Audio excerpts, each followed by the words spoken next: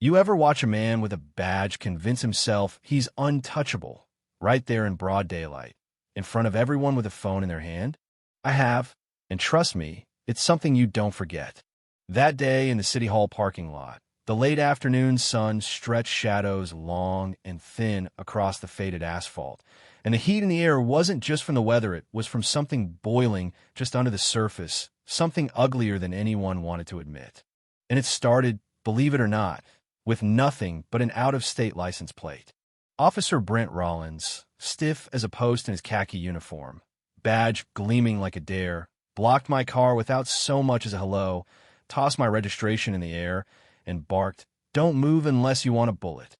He jabbed his finger in my forehead, like I was nobody, eyes bulging, spit flying, voice slicing through the noise of the city like gravel on steel. The first thing I thought wasn't fear. It was, here we go again. Because this wasn't my first run-in with men who think the law is their personal weapon. He pointed at my car. "You need to move that now."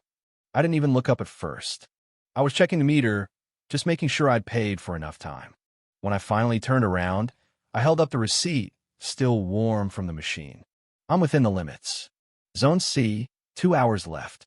Printed 5 minutes ago. Brent's mouth twisted. "I don't care what the machine says," he spat. "That spot's not for someone like you. Not today." And it hit meth real reason. Not my car. Not the spot. But me. He didn't say it, but everyone heard it. "Someone like me?" I asked, trying to keep my voice calm. "You heard me," he snapped. "Law around here wasn't written for suits who think they're too clean to get their hands dirty. You got a nice tie, nice car, but you don't belong here." I stepped just close enough for his badge's shadow to fall on my chest. "The law isn't local," I told him, low and steady. "It's either right or it's not. Doesn't matter what town you're in." People were stopping now. A few phones, subtle at first, then more obvious. A woman held her phone up, catching the moment right as Brent spun around, lunging at her. "What the hell are you filming? Give me that." But I moved in between them, not aggressive, just precise, measured. I blocked his reach, and with one tap, snapped a picture of his hand grabbing her wrist. His face caught mid-snarl, half animal, half panic. "You're interfering with an officer," Brent barked, louder now, trying to sound like authority instead of a man losing control. "You people think cameras protect, you think again." His hands kept clenching and unclenching, and the words that came next, I swear, were so raw, so ugly, I wondered if even he realized he'd said them. "Doesn't matter if you're black, white, or green, you're all going to be on your knees either way." The silence that followed was heavy enough to break something in all of us. The crowd froze, breath held, no one daring to move. I didn't flinch, didn't shout. I just looked him dead in the eye and said, quietly, "You might want to remember this moment." "Who are you?" Saying that out loud. For a second, just a flicker, he shrank, just a man exposed, the power leaking out of him as fast as the crowd's phones could capture it. He turned on his heel, boots loud, no longer intimidating, just hollow. I didn't linger. I put the ticket on my dash, nodded at the woman, and walked away, my coat flapping in the hot breeze. No need for thanks, no dramatic speech, just every step measured and deliberate. The officer slammed himself back into his patrol car, gripped the steering wheel so hard his knuckles turned white, and stared into his own reflection, probably wondering when he'd lost control. But I knew it wasn't the crowd, or the phones, or even me. It was the silence. The way I refused to let him drag me down to his level. That was what rattled him most. He filed a report before sundown, fabricated, venomous, twisted to paint me as a threat. He misspelled my name on purpose, a petty swipe at my dignity, just enough to remind me the system doesn't forget who it wants to forget.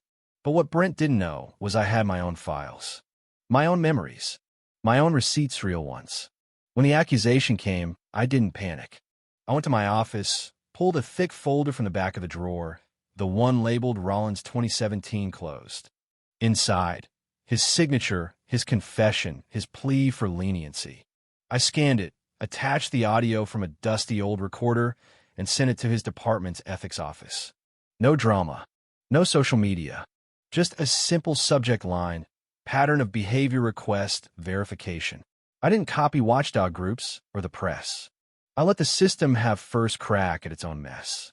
When a hearing came, Brent didn't walk in, he performed. Like he was still the law, not just a man behind on his rent with power. He slouched, cracked jokes, winked at reporters, called me just another flashy black guy playing noble. The judge wasn't amused.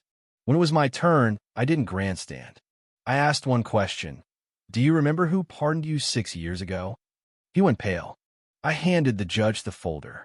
His confession, the signed agreement never to re-offend, the official warning that a repeat would end all leniency.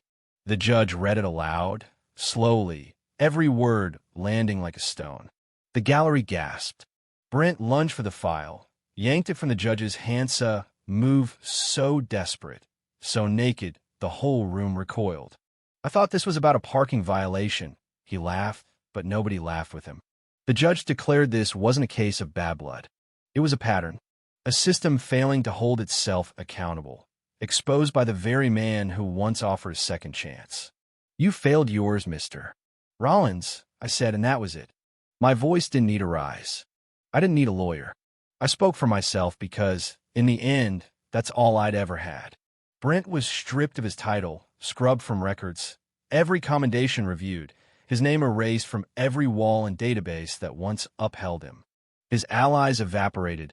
His legal team abandoned him. He raged, called in favors, tried to intimidate everyone in his path, but doors kept closing. Even the old friends, the networks built on whispers and backroom deals, vanished the moment his power faded. At home, he found a letter from his wife. I won't teach our daughter that silence in the face of wrong is strength. His daughter's only message. You taught me to respect truth, but you chose to bury it. He broke the mirror with his fist, but the image didn't change. All that was left were splinters and silence. As for me, I declined every interview.